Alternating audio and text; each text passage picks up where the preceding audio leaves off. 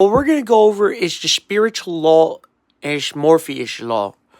Okay, the sheet of life and the physical reality can go from a baby to an adult size. Okay, that's Morpheus because you're morphing the child, right? But it also has to have a skull that isn't fully molded. And why? Because it's going to go to an adult sized brain.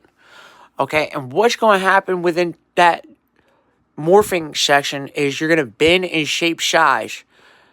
Now, if you were to do it beyond the realm of physical reality, you wouldn't be bound to flesh and blood, right? And that would be the spiritual side of it. This is the Morpheus to the law, but there's also the physical Morpheus law, but then you have the spiritual Morpheus law, which is the principalities and powers beyond the realm of physical reality.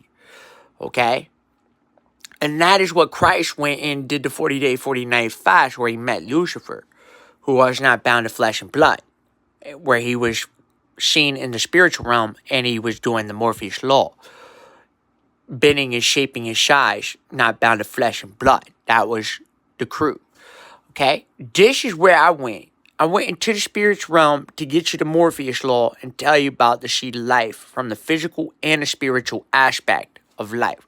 Two became one. Okay? When it separates from the one, it goes back to spirit. And now it's not bound to flesh and blood anymore. Now it can bend and shape size beyond the realm of physical reality, going back to principalities and powers, Morpheus law. And you need to understand this law. This is the law, it's a heavenly law, okay? This is the law, okay? You must understand this law.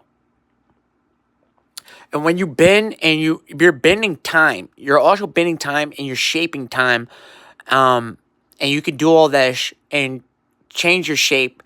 And you don't have to be bound to flesh and blood because you're back in spirit, okay? Seed of life is when the spirit became the breath of life and entered the newborn baby.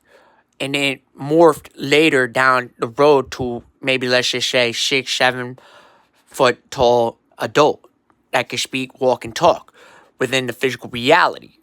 It doesn't really have powers, but it does have to follow the principalities, okay? The principalities is like when you go to school. You're going to meet the principal, right? And that's why it has the basic principle. This is a basic principle law to the universe, okay? It's beyond the realm of physical reality where the spiritual warfare is occurring. It's spiritual law, spiritual warfare. You're in physical reality, so you can't see it with the physical eyesight, but it is the law.